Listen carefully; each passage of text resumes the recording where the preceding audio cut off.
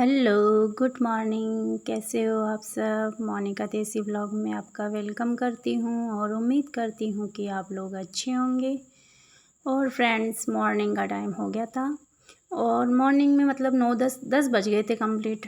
पर मेरे को आए हुए 7-8 दिन हो गए हैं, तो 7-8 दिन से क्या है कि मैंने अपने रूम को देखा भी नहीं है और ना हमने क्लीन की। बस सिर्फ मैं बेडशीट चेंज की थी मैंने और सफाई नहीं की थी, क्योंकि मुझे बिल्कुल भी टाइम नहीं मिल रहा था 7-8 दिन से। तो आज मेरे को थोड़ा सा टाइम मिल गया था और नवरात्रे भी लग गए हैं, तो मैंने सोचा थोड़ी सी क्लीनिंग कर लेती हूँ दिवाली से पहले। दिवाली पे वैसे भी करनी है, तो ज़्यादा तो नहीं की, पर जो मुझे लगा जहाँ ज़्यादा गंदा लगा वहाँ वहाँ से मैंने अच्छे से क्लीन कर लिया था। पर फिर भी खूब सारी धूल मिट्टी निकली थी, करना ज़रूरी था, क्योंकि वैसे भी मुझे बाहर के काम से आई हूँ, उस दिन से बिल्कुल भी टाइम नहीं मिल रहा था। तो शायद मैंने बेड को भी अच्छे से नहीं पोंछा था, सिर्फ मैंने बेडशीट चेंज की थी, इसके अलावा कोई काम नहीं किया था मैंने। तकिए के कवर और बेडशीट चेंज किए। और लाइट की हमारे यहाँ इतनी प्रॉब्लम है कि दिन में बिल्कुल भी नहीं आती है। दिन में आती है तो दिन में शायद 2 से 3 घंटे ही कंप्लीट रहती है, बाकी नाइट में तो लाइट के आते पते ही नहीं है। लाइट जाती है जो आती ही नहीं है, कभी 11 बजे आती है रात के, तो आती है तो 10 मिनट के लिए आती है, फिर वापस जाती है तो मॉर्निंग में 4-5 बजे आती है, फिर मॉर्निंग में वापस चली जाती है। तो बहुत दिक्कत हो रही है इस बार हम लोगों को। और पता नहीं क्यों दिवाली के टाइम पे वैसे भी ज़्यादा गांव में काटते हैं लाइटें। और यहाँ पे कर रही थी मैं थोड़ी सी खुदाई, क्योंकि इन पौधों की खुदाई किए हुए काफ़ी टाइम हो गया था। वापस मिट्टी भर जाती है, इनमें पानी वगैरह डालते हैं तो मिट्टी भर जाती है, तो इनकी खुदाई करना ज़रूरी है ताकि ये अच्छे से बड़े हो सकें। क्योंकि इनमें खाद थोड़ा सा डालूंगी तभी ठीक होंगे। और फिर यहाँ पे थोड़ी सी गंदगी भी हो रही थी, टंकी वगैरह भी पड़ी थी, मच्छर भी खूब हो रहे हैं। तो घास होती है ना छोटी छोटी सी, वो घास भी निकली हुई थी। बारिश हो रही है, अब बारिश के बंद है, पर बारिश बीच में लगातार चल रही थी। तो उससे क्या है कि मैं पहले आई थी जब साफ़ करके गई थी, पर वापस मैं आई हूँ तो जब तक वापस घास निकल गई थी, तो वो छोटी छोटी घास से इतने सारे मच्छर हो जाते हैं कि डेंगू वगैरह होने का डर रहता है। और हकीकत बताऊँ तो मेरी सासू माँ को डेंगू भी हो गया था। इतनी सफाई करते हैं फिर भी पता नहीं कहाँ से मच्छर आ जाते हैं, जो तो ना में हम पानी भरा हुआ रहने देते हैं कहीं, ना रुकने देते हैं हम पानी को, फिर भी इतने हो जाते हैं। जो तो मैं जब भी आती हूँ, जब भी कोई ऐसी जगह नहीं छोड़ती हूँ कि जहाँ पानी भरा रहे और मच्छर पैदा हो। पर ये गार्डन वगैरह की जगह ऐसी है कि चाहे मैं कितना भी कुछ कर लूँ, वापस घास उगी जाती है। गर्मी के टाइम में या सर्दी के टाइम में इतनी दिक्कत नहीं आती है, पर बारिश के टाइम में तो मतलब 8-10 दिन में तो घास फूस वापस बराबर निकल आती है। और ये फिर यहाँ ज़्यादा दिक्कत इसलिए आती है क्योंकि ये मेहंदी के जो पौधे हैं ना, इनके बीच में छोटी छोटी घास है, ना तो हाथ से निकल पाती है। और फिर ये नीम के पेड़ है तो इनकी पत्तियाँ गिर गिर के यहाँ पे ये जो एरिया ऐसा हो जाता है कि पूरी पत्तियाँ काली पड़ जाती है बारिश के मौसम से।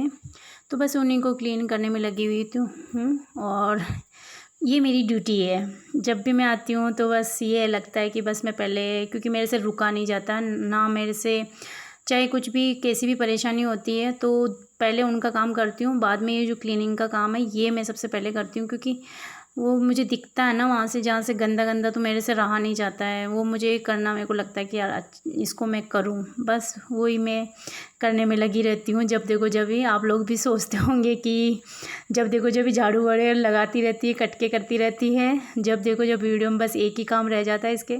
पर सच बताऊँ ना तो कि मेरे मतलब ये जो क्लीनिंग का काम है ना, वो मतलब मेरी गंदी आदत समझो चाहे अच्छी आदत समझो, ये मेरे से मैं इसको करके रहती हूँ। ये मेरे से मतलब बिना वो नहीं रहती हूँ। इसके बाद में गाय का गोबर भी खूब सारा हो रहा था वहाँ पे बाड़े में, तो वहाँ का भी काम निपटाना था। तो घर का तो मेरा फ्री हो गया था, यहाँ का जो काम था वो पानी भरने का और यहाँ की झाड़ू कट का, जो भी मेरे का काम था घर का, वो सारा हो गया था। और बर्तन को जब भी सर्फ और जो राख होती है ना जो चूल्हे में निकलती है, उससे अगर मांजो ना तो पानी के बर्तन को, तो इतने अच्छे साफ़ हो जाते हैं, बर्तन चमकने लग जाते हैं।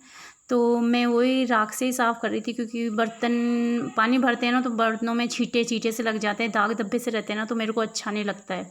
बर्तन चमकते हुए अच्छे लगते हैं, इसलिए मैं इनको आज सर्फ़ और राख से दोनों से रगड़ रगड़ के साफ़ करूँगी। और ये आ गई थी मैं बाड़े में। यहाँ पे मुझे गोबर फेंकना था, क्योंकि गोबर हो गया था। डेली का ही होता है, डेली आती हूँ। आज बेटा आया था, गाय भी हमारी आज भाग गई, हमारे हाथ ही नहीं लगी, बछड़े के साथ भाग गई है।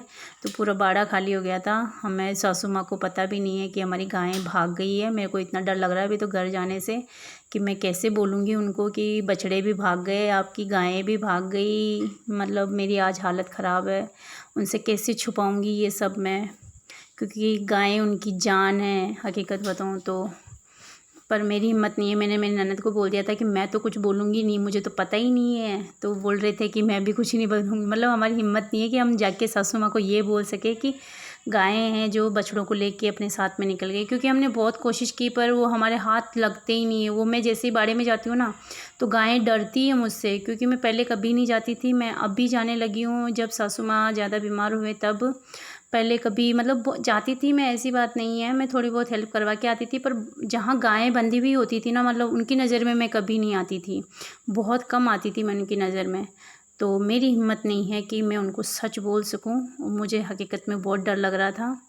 और उसके बाद में मैंने मेरी सासू माँ को नहला धुला के कंप्लीट उनकी कंघी कर रही थी, क्योंकि मैं नहलाती डेली हूँ उनको। इनको बिल्कुल भी नहीं सुहाता कि बस 2-4 डिब्बे चाय पानी के ही डालो, पर नहाना बहुत ज़रूरी हो जाता है।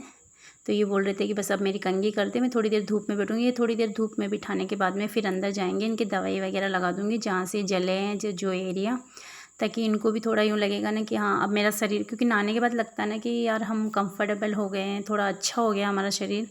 तो एज कितनी भी हो, पर अगर साफ़ रहते हैं तो जो इंसान साफ़ रहता है ना, तो उसको हमेशा साफ़ रहने की ही आदतें हो जाती हैं। Thanks for watching, bye bye.